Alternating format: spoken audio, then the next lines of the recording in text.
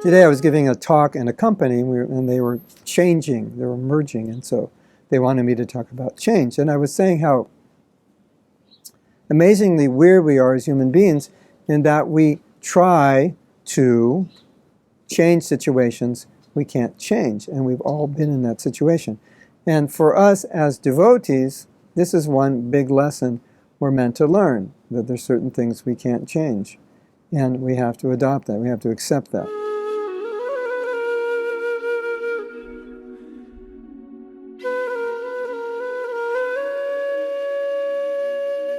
It's difficult because when you look at the movement, you see, well, there's so many things I would like to change. And sometimes I ask devotees a question. It's kind of strange, but it's an interesting question. Is there anyone in our movement you would like to change? Is there anyone in our movement you would like to fix? And everybody thinks, yeah, I would like to fix this devotee. I'd rather this devotee be this way than that way. It's interesting, isn't it, to ask yourself that question, who would you like to fix? And then you realize that we are not satisfied with the way things are. It's difficult. We want to change. Now you might say, but isn't change good? Yeah, it's good if you can actually change it, and the change is good. But in many situations, you can't. It's just the way it is.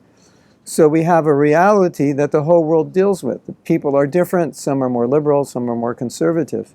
And we see that showing up in our movement because we're no different than anyone else. So we have devotees that are very attached to more traditional approaches to living and preaching, and some who are attached to more, you could call liberal. I don't know if that's the best word, but for lack of a better word, more liberal, could call it open approaches to living, which is maybe more natural for them, or more real, more sustainable. And they believe that would be more sustainable for others. And sometimes there's disagreement, there's argument. No, it should be more traditional. No, it should be more liberal. And really, none of us are going to change devotees who want to be more traditional, who will give lectures which are very traditional, sometimes very, very heavy.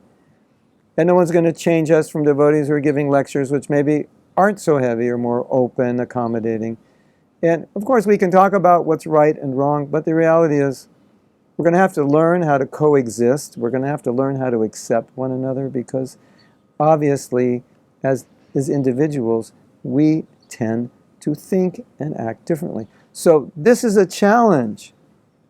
It's a challenge to just accept this is how it is, and I may not be able to change it.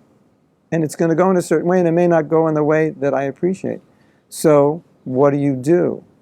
Change the way you're approaching it. Change the way you see it. Appreciate those who want to live differently than you because it works for them. It works for the people they're preaching to. Appreciate it.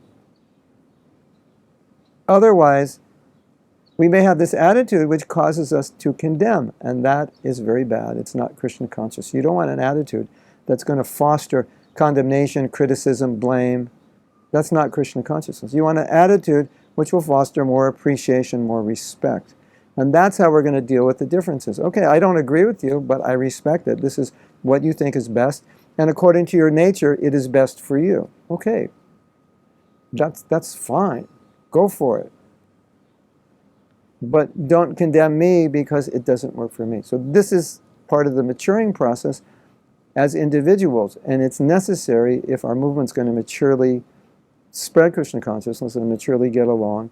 And we see a lot of us don't get along with one another because of these strong views, disagreements. And that's going to require some maturity in our ability to appreciate others who we don't agree with.